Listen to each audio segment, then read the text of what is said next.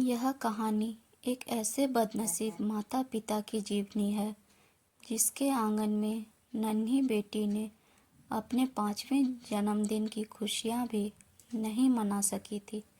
शायद नन्ही बेटी की नियति में किसी की क्रूर नज़र लग गई थी।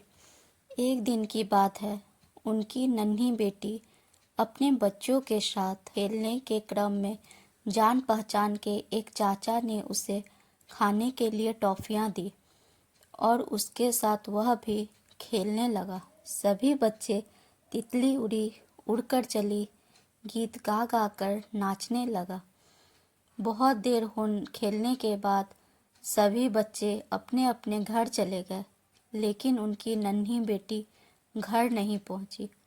घर के सभी लोग परेशान होकर इधर उधर ढूंढने लगे। माता पिता का रो रो कर बुरा हाल था। धीरे धीरे यह बात पूरे गांव में आग की तरह फैल गई। गांव वाले तरह तरह की आशंकाएं जाहिर करने लगे। माँ बार बार बेहोश हो रही थी। 2 दिनों के बाद शाम में कुछ गांव वालों ने एक खेत से दुर्गंध आने की बात कही। कुछ लोगों ने हिम्मत जुटाकर खेत की ओर गए तो एक बच्ची का लाश नजर आया। यह देखकर हाहाकार मच गया। इस बात की सूचना माता पिता को मिलते ही गिरते पड़ते खेत की ओर भागे। लावारिस लाश देखकर अपनी नन्ही परी को पहचान गई।